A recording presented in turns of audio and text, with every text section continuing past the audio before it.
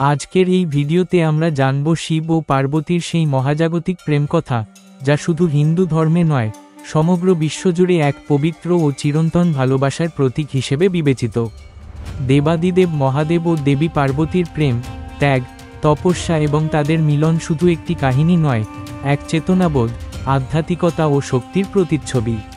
অনেক আগে দক্ষ প্রজাপতির কন্যা ছিলেন সতী। তিনি জন্মসূত্রেই ছিলেন শিবভক্ত, শৈশব থেকেই শিবকে নিজের স্বামী হিসেবে মেনে নিয়েছিলেন।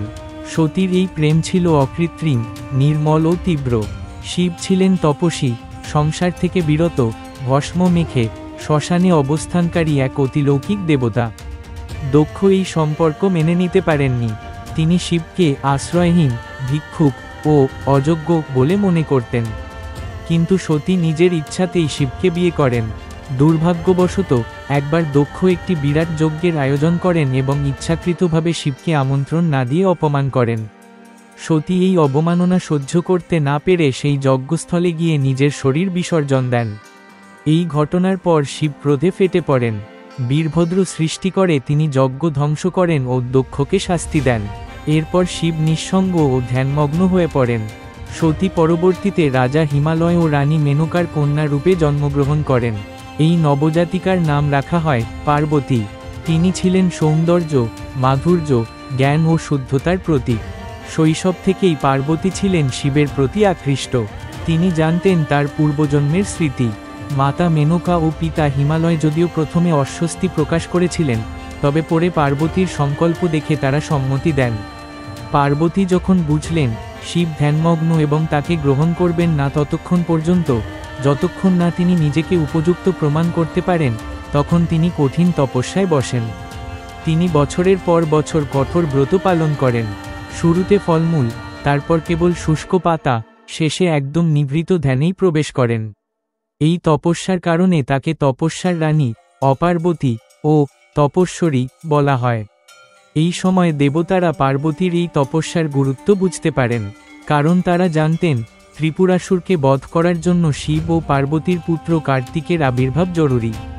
তাই তারা কামদেবকে পাঠান শিবকে প্রেমের পথে ফেরাতে। কিন্তু ধ্যানমগ্ন শিবের সামনে কামদেব প্রেমবাণ ছোড়েন। শিব ক্রোধে তাকে তৎক্ষণাৎ ছাই করে দেন। সেই থেকে কামদেব হলেন অনঙ্গ, যার শরীর নেই। কিন্তু এই ঘটনার পরেও শিবের মন খানিকটা গলে যায়। অবশেষে শিব তার ধ্যানভঙ্গ করেন এবং পার্বতীর তপস্যা সম্পর্কে জানতে পারেন। তখন তিনি নিজেই এক বৃদ্ধ সন্ন্যাসীর রূপে পার্বতীর কাছে যান ও বলেন, শিব তো এক শ্মশানচারী, তাকে তুমি ভালোবেসেছ কেন? পার্বতী তখন বলেন, আমি শিবকে শুধু তার রূপে নয়, তার চেতনায় ভালোবেসেছি। আমি তার শক্তি, তার ত্যাগ, তার শান্তিকে ভালোবেসেছি।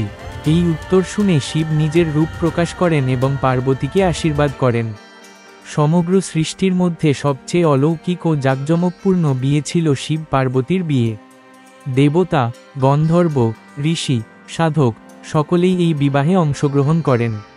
পাহাড়ি পথে, পাথুরে সৌন্দর্য আর প্রাকৃতিক ঐশ্বর্যের মাঝে দেবী পার্বতী ও শিবের বিবাহ উৎসব ছিল এক ইন্দ্রজালিক দৃশ্য।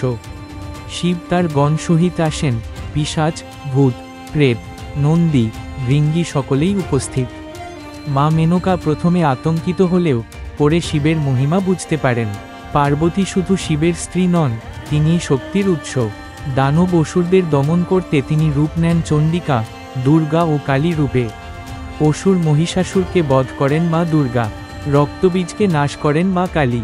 এইভাবে পার্বতী হয়ে ওঠেন শক্তি, ভক্তি এবং করুণার প্রতীক। পার্বতী ও শিবের দুটি গুরুত্বপূর্ণ সন্তান, কার্তিকেয় ও গণেশ। কার্তিকেয় হলেন যুদ্ধের দেবতা, আর গণেশ হলেন বিদ্যা, বুদ্ধি ও সাফল্যের দেবতা। গণেশের জন্মকাহিনীও অত্যন্ত তাৎপর্যপূর্ণ। পার্বতী নিজের গায়ের মাটি দিয়ে এক পুতুল তৈরি করেন, তাকে প্রাণ দেন। শিব একসময় তাকে চিনতে না পেরে তার মস্তক ছিন্ন করেন এবং পরে হাতির মাথা বসিয়ে পুনর্জীবন দেন। পৃথিবীর বিভিন্ন তীর্থে শিব পার্বতীর লীলাকাহিনী ছড়িয়ে আছে। কৈলাস হল তাদের ধ্যানের আবাসভূমি। কাশ্মীর, অমরনাথ, কেদারনাথ, কামাখ্যা এই সব জায়গা তাদের প্রেম ও শক্তির চিহ্ন। শিব ও পার্বতীর প্রেম শুধুই বৈবাহিক নয়, এটি হলো এক চিরন্তন যোগ পুরুষ ও প্রকৃতির, ধ্যান ও কর্মের, জ্ঞান ও শক্তির।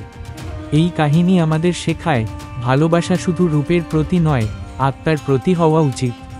তাদের সম্পর্ক আমাদের শেখায় ত্যাগ, ধৈর্য ও আধ্যাত্মিকতার প্রকৃত অর্থ। শিব ও পার্বতীর এই প্রেমগাথা শুধু পুরাণের গল্প নয়, এটি হলো এক আধ্যাত্মিক সত্য, যেখানে ভালোবাসা মানে ত্যাগ, ধৈর্য ও বিশ্বাস। আমাদের জীবনেও যদি পার্বতীর মতো নিষ্ঠা ও শিবের মতো সহানুভূতি থাকে, তবে সব বাধা জয় করা সম্ভব। আপনিও যদি শিব পার্বতীর মতো এক পবিত্র সম্পর্কের স্বপ্ন দেখেন, তবে এই কাহিনী থেকে অনুপ্রেরণা নিন এবং জীবনের পথে এগিয়ে চলুন আস্থার সাথে। এই ভিডিওটি ভালো লেগে থাকলে অবশ্যই লাইক দিন, শেয়ার করুন আপনার বন্ধুদের সাথে, আর সাবস্ক্রাইব করতে ভুলবেন না। পরবর্তী ভিডিওতে আমরা আসছি আরও একটি আধ্যাত্মিক কাহিনী নিয়ে।